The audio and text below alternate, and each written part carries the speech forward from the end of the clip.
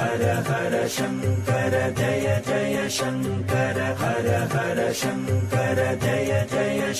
கோவிலுக்கு சென்று இறைவனை தரிசித்து வழிபட்ட பிறகு கோவில் பிரகாரத்தில் அல்லது இறைவனின் சன்னதியை வலம் வருவது வழக்கம். பெரும்பாலானவர்கள் நேரமில்லை என்று சொல்லி சாமியை மட்டும் தரிசனம் செய்துவிட்டு வெளியே சென்று விடுவார்கள். ஆனால் கோவிலை வலம் வருவது மிக முக்கியமானதாகும்.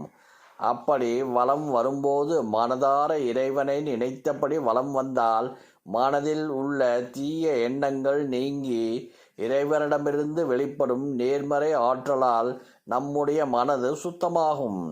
நேர்மறையான ஆற்றல்கள் பெருகுவதால் நன்மைகள் அதிகம் நடக்கும். கோவில்களை வலம் வரும்போது ஒற்றைப்படை எண்ணிக்கையில் தான் வலம் வர வேண்டும்.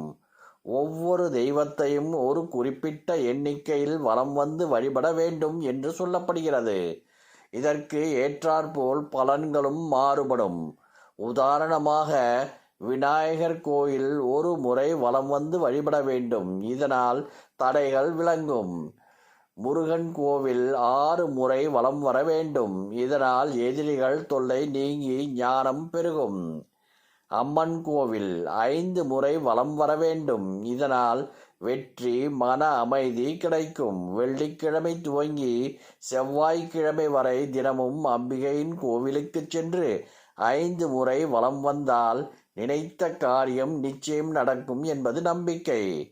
சிவன் கோவில் 5 முறை வலம் வந்தால் நினைத்தது நடக்கும், செல்வ வளம் பெருகும், பிறவா நிலை ஏற்படும். பெருமாள் கோவில் 3 முறை வலம் வர வேண்டும், இதனால் ஆட்சி, அதிகாரம், செல்வாக்கு, அஷ்டலட்சுமி கடாட்சம் ஆகியவை பெருகும். நவக்கிரகங்களை 9 முறை வலம் வருவதால் ஜாதகங்களில் இருக்கும் குறைகள் நீங்கும்.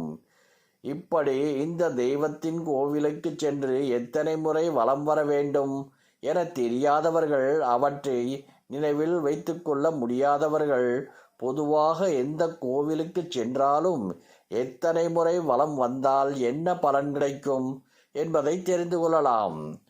வலம் வரும் எண்ணிக்கையும் அதன் பலன்களும்.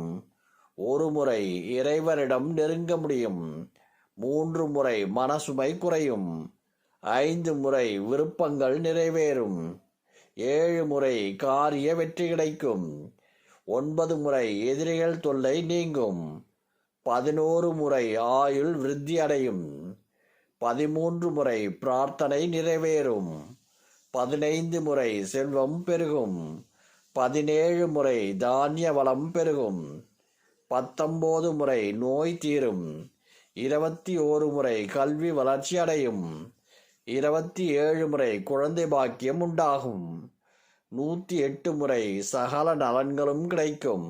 ஹர ஹர சங்கர ஜய ஜய சங்கர ஹர ஹர சங்கர ஜய ஜய